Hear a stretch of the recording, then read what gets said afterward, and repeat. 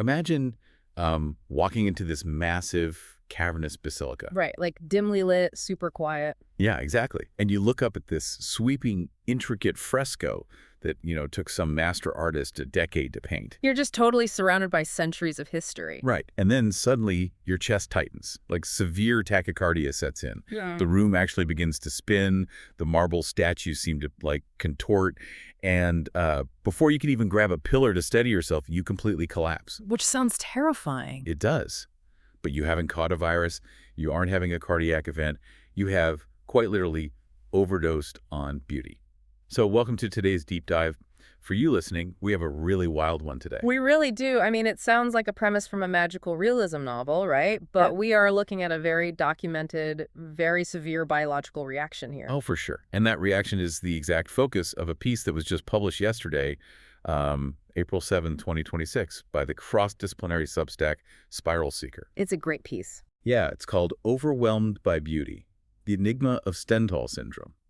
And our mission today is to explore how a painting or a piece of architecture can essentially hack your nervous system and send you straight to the emergency room. What's fascinating here is that the underlying science belongs to this rapidly expanding field known as neuroaesthetics. Your neuroaesthetics. Right.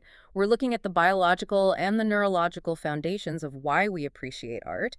And more importantly, what happens when that biological machinery just short circuits. Because we evolved to like pretty things, right? Exactly. Humans evolved to process visual information. So symmetry, color contrast, spatial depth.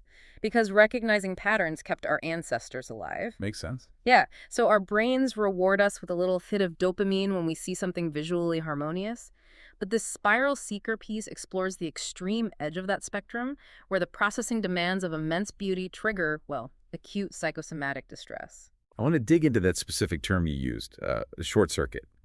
Because to understand how the brain's aesthetic processing can crash so violently, we should probably go back to the origin of the name. Good idea. The condition gets its name from a 19th century French author. He wrote under the pseudonym Stendhal, but his real name was Marie-Henri Bell. And in 1817, he publishes this travel memoir titled Naples and Florence, a journey from Milan to Reggio.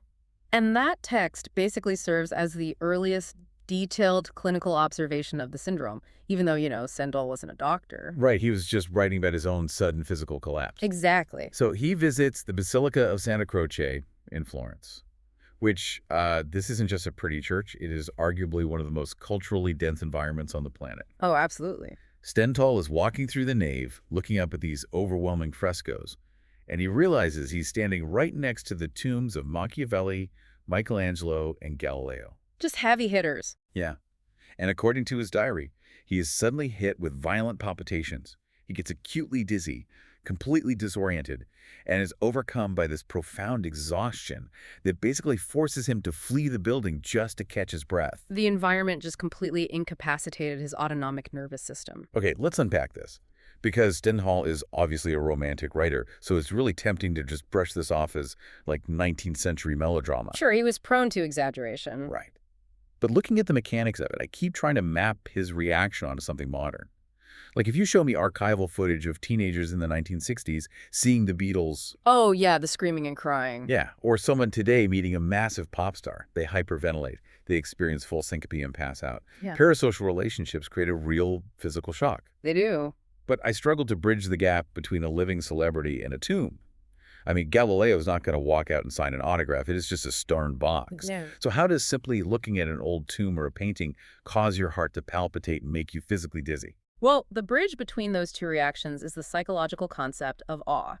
Specifically, how the brain handles cognitive accommodation. Cognitive accommodation. Right. When a teenager sees a pop star, the emotional surge is immediate and largely interpersonal. But when an educated observer like Stendhal stands inches away from Michelangelo's tomb, the mechanism is different. How so? His brain is trying to simultaneously process the overwhelming visual majesty of the basilica and the monumental, almost incomprehensible cultural weight of the people buried there. It's like he's trying to fit the entire Renaissance into his immediate working memory. That is exactly the cognitive challenge. Psychologists define awe as the feeling of being in the presence of something vast that transcends your current understanding of the world. Wow. So when you encounter something that massive, whether it's the Grand Canyon or the collected genius of Galileo, your brain struggles to update its internal models or its schema to make sense of it. So it's actively working to process all that context. Constantly. And for a highly sensitive, educated person, this struggle isn't just a fleeting thought, it is an intense cognitive load. And when you pair that intense cognitive load with a visually overwhelming environment. That's the trigger. The amygdala, which is the brain's threat detection center, can actually misinterpret this massive influx of data as a threat. Wait, really? A threat? Yeah. The brain sounds an alarm and it floods the bloodstream with adrenaline and cortisol. So the palpitations, the dizziness, the desperate need to flee the basilica, those are physical manifestations of the brain failing to cognitively accommodate the environment. A failure to accommodate. That completely changes how I read Stendhal's diary entry. It's not poetry. It's basically a neurological stress report. Exactly. But here's where it gets really interesting. The SpiralSeekr article makes this incredible leap. We don't just have to rely on the diaries of eccentric 19th century authors. No, we don't. Because the phenomenon gets dragged out of the history books and into a modern hospital ward by an Italian psychiatrist named Dr. Graziella Magherini. Her work in 1989 is truly the turning point for neuroaesthetics. Yeah, she was working as an emergency psychiatrist at the Santa Maria Nuova Hospital, which is right in the center of Florence. Perfect location for this. Right. And over the course of a decade, she observed and documented over 100 tourists who were brought into her ER directly from the city's museums. Over 100 people. Over 100. And these people hadn't been in car accidents. They hadn't eaten tainted food. They were presenting with severe, acute psychiatric and physical distress simply from looking at the art. If we connect this to the bigger picture, she transitions Stendhal Syndrome from a subjective literary anecdote to a recognized, repeatable clinical profile. It proves it wasn't just an isolated case. Exactly. And the demographics of her patients are particularly revealing. These were rarely local Italians. Because the locals are used to it. Right. They're habituated. Their brains have long since accommodated the visual data of the Duomo or the Uffizi Gallery. Dr. Magherini's patients were almost exclusively foreigners, usually traveling alone or in small groups. Which makes sense. And crucially, they were individuals who had a deep, pre-existing emotional investment in the art they were coming to see. The article mentions that because of this, the medical community sometimes calls it Florence syndrome. But there's another term that I thought was wild. Hyperculturemia. Oh, yes. Hyperculturemia. Which translates roughly to like an excess of culture in the blood. It's a great term. It sounds like a metabolic disorder, Yeah. like hypoglycemia, but instead of low blood sugar, your culture levels are spiking. Yeah, it really does. And if you look at the layout of Florence, you can see why it functions as an incubator for this. Yeah. It isn't spread out like London or Paris. The Renaissance is incredibly concentrated. Very dense. You walk out of the Uffizi Gallery, you turn a narrow corner, and immediately you're confronted with the massive facade of the Duomo.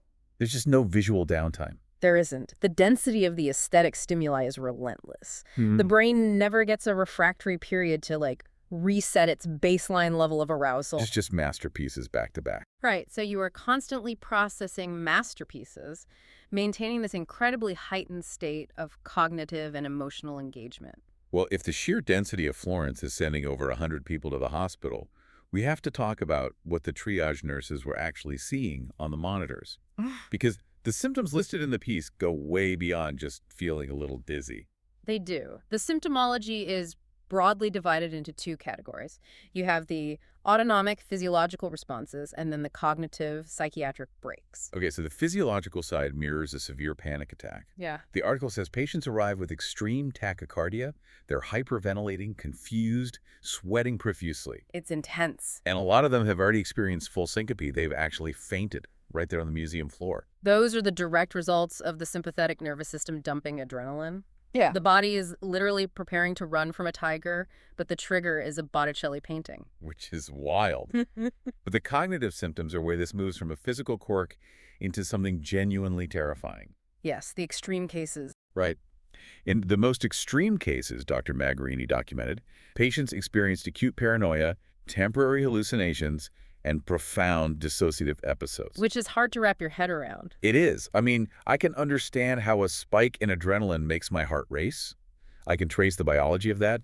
It makes sense that running a marathon gives you shortness of breath. But a painting causing paranoia and hallucinations. It sounds impossible. It sounds like a computer crashing because you tried to open too many high-resolution files at once. That is actually a perfect analogy. To understand the hallucinations and the dissociation, we have to look at how the brain constructs reality.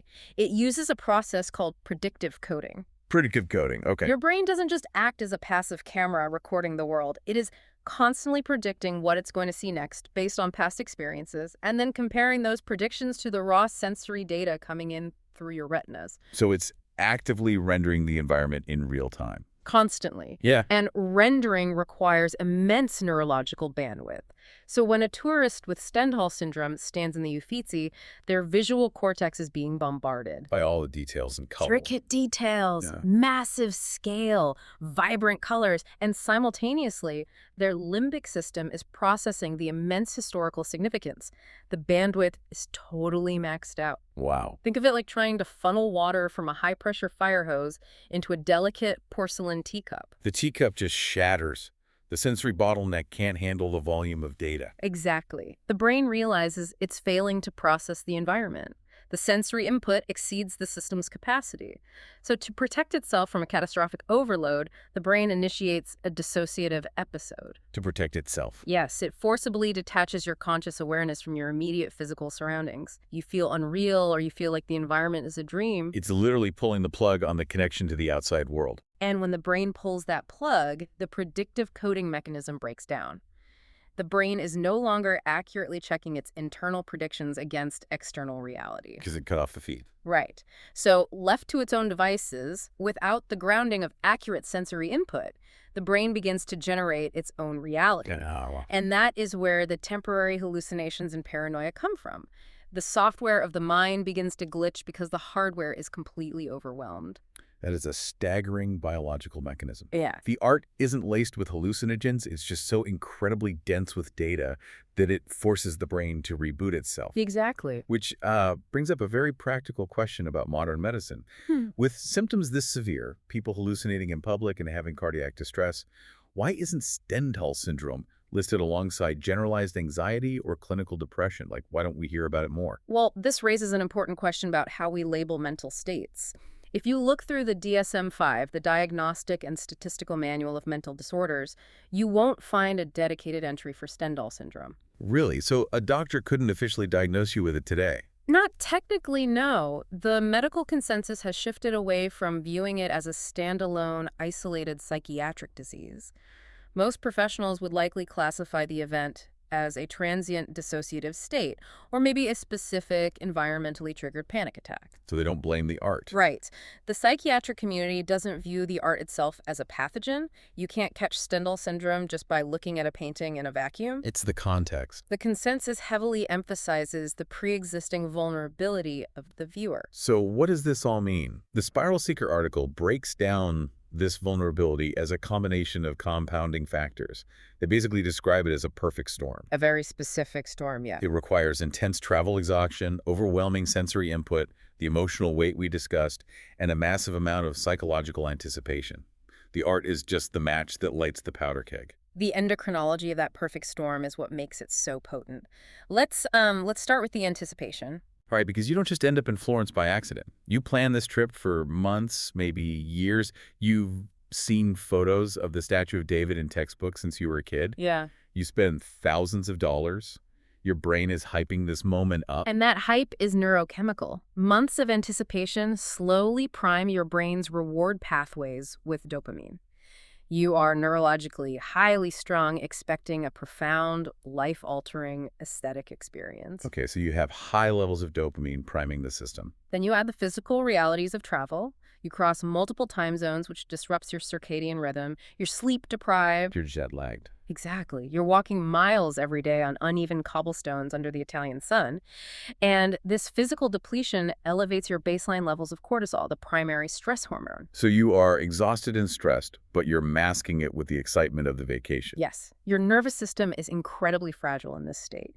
You have a brain primed with dopamine, expecting transcendence, housed in a body flooded with cortisol, running on fumes. That's a dangerous mix. Extremely.